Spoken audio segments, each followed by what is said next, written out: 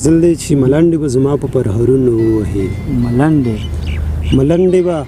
زما په پرهرونو ووهي هغه که چېرته ګوتې په تارونو ووهي واه یاره ډېر ښه ده. مرکه چې د زوی د مرګ اواز واوري نو کښېني تندی په زوره زوره په لاسونو ووهي. واه یاره حق دې کړی دا مرکه چې د زوی د مرګ اواز واوري نو کښېني تندی په زوره زوره په لاسونو ووهي. رخصت د تللو ورکړي خو د بیا راتلو په لوز رخصت د تللو ورکړي خو د بیا راتلو په لوز لالی په غبرګو قسمونو ووهي. ډېر ښه دی قربان او یو ورور ته د خپل ورور د مرګ خبر چا وي راوړی یو ورور ته د خپل ورور د مرګ خبر چا وي راوړی خپل سر په اوسپنیزو دیوالونو ووهي. ډېر ښکلی دی ورور ته د خپل ورور د مرګ خبر چا وي راوړی خپل سر په اوسپنیزو دیوالونو ووهي. د یو بیت پکې هسې راغلی چې له موږ څخه ګټل دومره اسانه کیسه نه ده دا ځینې مو بس هسې په رنګونو قربان له موږ څخه ګټل دومره اسانه کیسه نه ده او دا ځینې مو بس هسې په رنګونو ووهي. او د څنګه ګوند ماشوم یې وي له لوږې ویده شوی د څنګ ګوند ماشوم یې وي له لوږې ویده شوی خان پورته شي او ګوتې په بریتونو ووهي. د څنګه ګوند ماشوم یې وي له لوږې ویده شوی خان پورته شي او ګوتې په بریتونو ووهي. هغه سړی چې ما د زړه درمان ګڼلو ساده هغه سړی مې مالګې په زخمونو هو دا منمه چې وژلی خپل سکه ورور وم خو د ټوپک څښتن زموږ کالیوال نه و. نه باور دې وشه دا پښتنه پیغله نه وه نه باور دې وشه دا پښتنه پیغله نه وه نه د دې نجلۍ په سر پښتني شال نه و نه باور دې وشه دا پښتنه پیغله نه وه نه د دې نجلۍ په سر پښتني شال نه و. په خپل منګي مې په هندارو ستانه عملې کله خو دومره وه چې زموږ کلي کې کلال نه و. په خپل منګي مې په هندارو ستانه عملې کله خو دومره وه چې زموږ کلي کې کلال نه و. نن یې ناشنه کړم یسه کې خبره دا وه په دې پیاله کې اچولی د زلال قربان نن یې ناشنه کړم یسه کې خبره دا وه په دې پیاله کې اچولی د زلال نه و. ملالې پیغلې شهیدې کړې او کخر وشو په میوندي دښته کې یو ژړی ملال قربان مننه. ټول لروبر پښتون ولس ته خاص کر مسافرو ملګرو ته سلامونه او مینه په دې امید چې ټول به راته ښه وي او د صحت په کلو کې به وي. ملګرو زموږ په دې پروګرام کې هڅه او کوشش دا دی چې د هېواد هغه نمتو شاعران او لیکوالان کم چې د سوشل میډیا د پردې تر شا دي او ډېر کم د سوشل میډیا په پردې باندې راغلي دي او ښه شعر لیکي ښه خیال او فکر لري نو هغوی موږ تاسو ته راغلو تر څو تاسو لپاره د دوی ښایسته شعرونه او د دوی اظهارات تاسو لپاره شریک کړو. نو خوشبختانه په دې سلسله کې موږ د هېواد او سیمې یو زبردست او یو ښایسته شاعر سبیل سعد صاحب مو پیدا کړی دی. سعد صاحب ډېر ښه خیال او فکر لري ډېره ښه شاعري کوي نو هم غوښتل چې تاسو لپاره ترې ښایسته شعرونه ریکارډ کړو. نو سعد صاحب د ذریعات په دې خپله د دوی پروګرام کې درته ډېر زیات ښه راغلاست او هرکلی کوو ستړي مه شئ. قربان مینه او مننه تاسو ته او هغه لیدونکو ته چې دا مګړی موږ د ذریعات پر ښه باندې ګوري. قربان مننه ډېره مننه سعد صاحب موږ خو دې پېژنو که بیا هم لیدونکو ته د خپل ځان په باره کې معلومات ورکړي ډېر به خوښ شو. والا ذریعات صاحب لنډو کې به دا ووایم چې سبیل سعد د باک د خوست د باک ولسوالۍ اوسېدونکی او فعلا په یعقوبیو کې اوسېږو دلته د ژوند شپې او ورځې. ډېر ښه. سعد صاحب له کومه وخته مو شاعري پیل کړې ده؟ داسې دا ذریعات صاحب تقریبا د شپږ یا اووه کاله اندازه داسې وخت به کېږي چې له دغه برخې سره اشنا شوی یم. ډېر وخت کېږي سعد صاحب چې شاعري کوئ کوم شاعري ټولګه مو لرئ یا کوم پلان مو شته؟ نه ولا دومره تدیم نه کوم او دومره زر دغه برخې ته بیړه نه لرم نو دې که به ډېر وخت ولګي. علت څه و چې شاعر شو؟ نو کله مې چې د مینې او محبت کلمې وپېژندې د شعر هپېره مې مله بیداره شو. ډېر ښه. سعد صاحب لیدونکي به په تمه وي چې تاسو له خولې څخه ښایسته شعرونه واورئ کوم څه مو راوړي وي اورئ څخه. قربان ما ته څه مخې ته راځي هماغه وایم. ارشاد اورئ. له غزل وړاندې یو څو بیتونه دي چې ټوټې ټوټې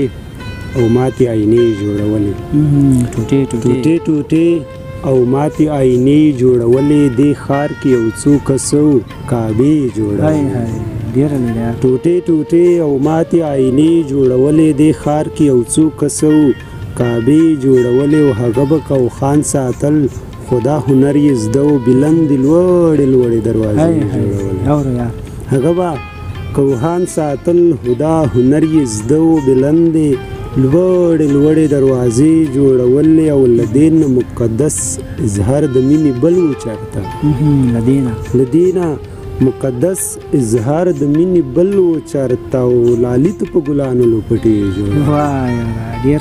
له دې نه مقدس اظهار د مینې بل و چېرته لالي ته په ګلانو لوپټې جوړولې او غزل څه داسې دی چې بیا مې ټوټې کا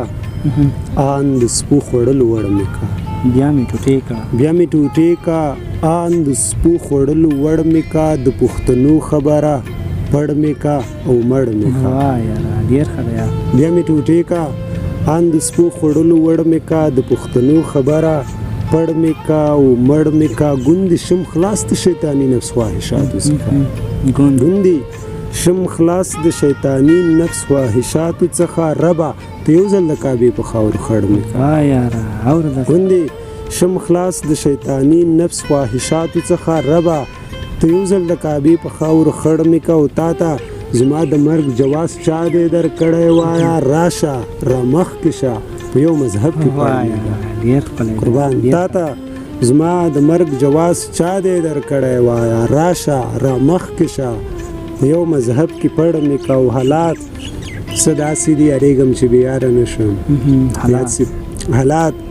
څه داسې دي اریږم چې بېیاره نه شم رحیمه رحم وکړه لږ شانتې کې غوړ مې کا او هغه خو وخت چې به ما درته زارۍ کولې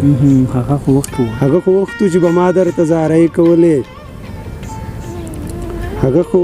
وخت چې به ما درته زارۍ کولې زه نو اوس وخانده او نرشه ځان ته اړ مې کا هغه خو وخت چې به ما درته زارۍ کولې زه نو اوس وخانده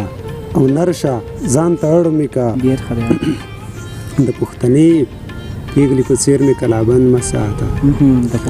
پښتنې پیغلې په څېر مې کلابند مه ساته ساده نو خلک نه تنګه یمه شړ مې ډېر زبردست دی ډېر ښایسته و نور هم درڅخه اورو عجیبه ده په موږ باندې چې ګران شي نو اسمان شي عجیبه ده په موږ باندې چې ګران شي نو اسمان شي په دې هار کې غریب سړی چې خان شي نو اسمان شي چې کله د کعبې په لور روان شي مسلمان شي قربان چې کله د کعبې په لور روان شي مسلمان شي چې کله له کعبې نه را روان شي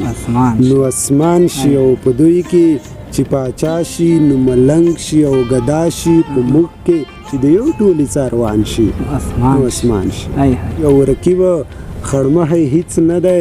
خو دومره دا مخلوقه له ما سره مې خوږ لالی چې وران شي اسمان شي قربان رکیب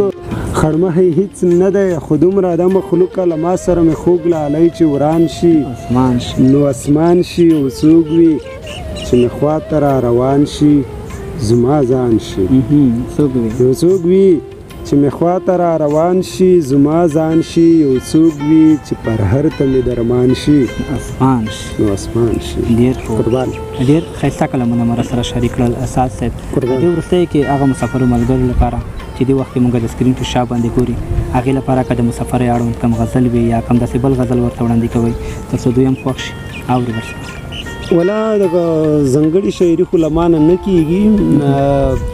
یو وخت رانه یو ملګري دا غوښتنه وکړله ویلې مور ته دې څه لیکلي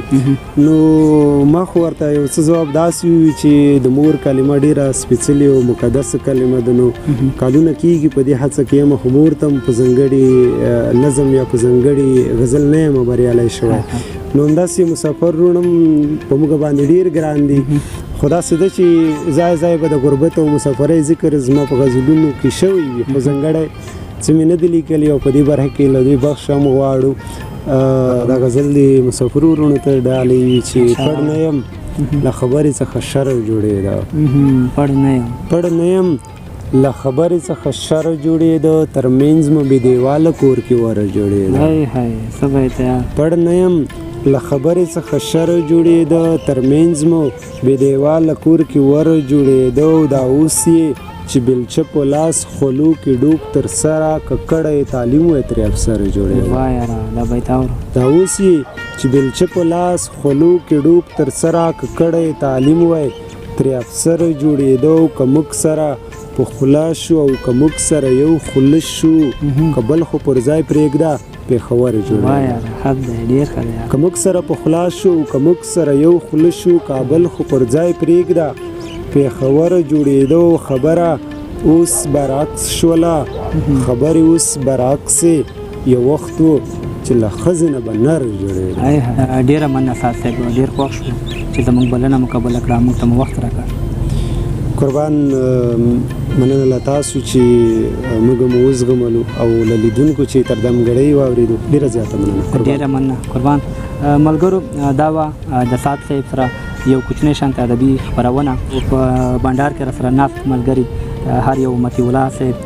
ډاکټر کریم الله، همدغسې رحمتیار صاحب،